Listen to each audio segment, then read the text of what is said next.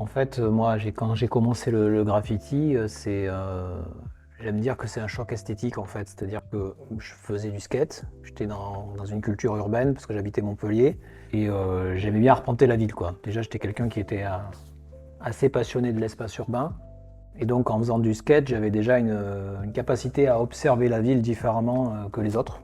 Parce qu'en fait, quand on est skateur, ben, on regarde la ville différemment, on se dit tiens là je pourrais imaginer ces figures-là, là tiens cet endroit-là, voilà. Donc en feuilletant des magazines de skate, bah, je suis tombé sur des pages qui étaient consacrées effectivement au graffiti dans un magazine de skate américain. Parce qu'à l'époque il n'y avait pas de magazine de skate français, c'était Thrasher Magazine.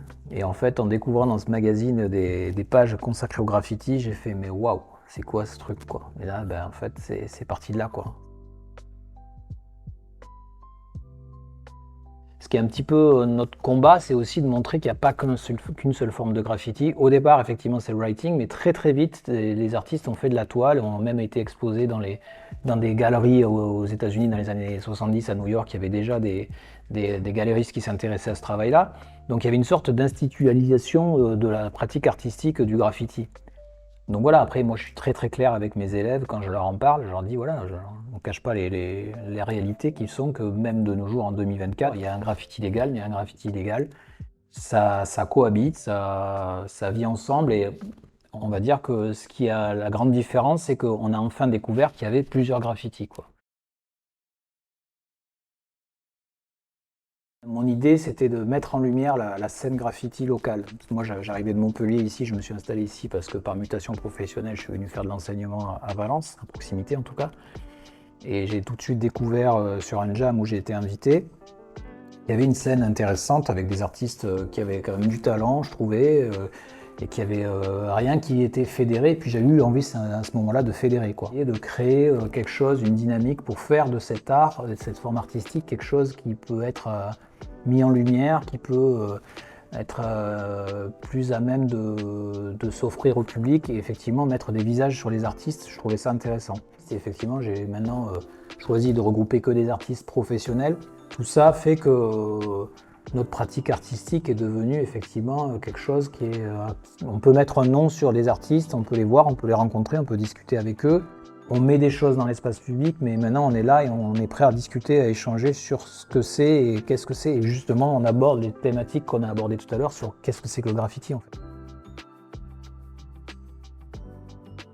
Oui, on participe au patrimoine de la ville, évidemment, puisqu'on y apporte une touche artistique dans l'espace public et que, encore une fois, on met des marqueurs colorés dans la ville qui vont faire que les gens, il y a quand même un tourisme autour de ça, hein, pas non plus le cacher, il y a quand même des gens qui adorent le street art et souvent quand on parle avec des gens sur leur voyage, alors moi ils m'évoquent la chose parce qu'ils savent que j'en fais, mais c'est pas rare de voir que des gens, quand on les raconte, ils vous disent ben ouais, moi je suis allé dans cette ville, vous avez vu ce qu'ils font, moi j'ai vu ça à Berlin, moi j'ai vu ceci là-bas, et dans ce pays il y a ceci. C'est marrant de voir que les gens ont une volonté de découvrir les villes à travers ça. Donc c'est des marqueurs artistiques dans un espace urbain, et finalement c'est une belle histoire, quoi. Alors ça vient de mon questionnement sur l'art numérique en général.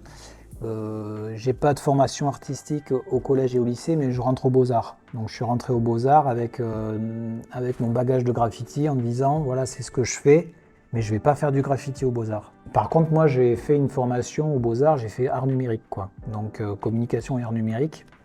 Et en fait, je me suis assez intéressé à qu'est-ce que c'est qu'une image, qu'est-ce que c'est que sa fonction, comment, voilà. Et du coup, je me suis intéressé à la genèse d'une image numérique. Et souvent, quand on crée des personnages, on utilise cette technique-là pour faire du mapping après derrière. On a une structure qui s'appelle le low poly.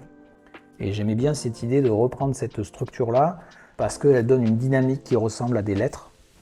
Parce qu'il y a les jeux des lumières, il y a la 3 dimensions, il y a plein d'éléments qui rappellent le writing, quoi, c'est-à-dire le travail de la lettre et du lettering plutôt, dans le graffiti. Voilà, et puis après j'ai choisi le guêpier comme oiseau un peu totem parce que je trouve que c'est une belle métaphore Un, parce qu'il a une forme qui me plaît beaucoup, avec une belle dynamique et des belles couleurs. Et puis ensuite, il y a aussi le fait que cet oiseau, il est quand même assez symbolique. C'est un oiseau migrateur, c'est un oiseau qui vit de façon un peu cachée. Voilà, il y a plein de choses qui me plaisaient beaucoup dans cet animal qui fait que c'est devenu mon totem. Mais après, je fais pas que des oiseaux, j'aime bien aussi peindre des portraits de personnes qui sont pour moi des femmes ou des hommes qui ont marqué l'histoire pour leur approche humaniste de notre monde. Ça m'importe aussi pas mal. Puis il y a des artistes aussi qui me plaisent beaucoup. Donc j'essaie de faire de cette pratique-là un petit peu numérique, une translation vers, encore une fois, je passe de l'image immatérielle à quelque chose de très matériel. Plus c'est gros, plus c'est fait de façon manufacturée, plus ça m'intéresse, parce que c'est la transition. Et encore une fois, ce qui m'intéresse, c'est qu'à la fin, elle disparaît quand même, quoi. Donc il y a cette image immatérielle qui devient matérielle et qui en fait ne l'est pas vraiment, puisque quand tu arrives sur place, ah ben mince, ça n'y est plus la fresque. Tu l'as vu sur les réseaux, mais voilà.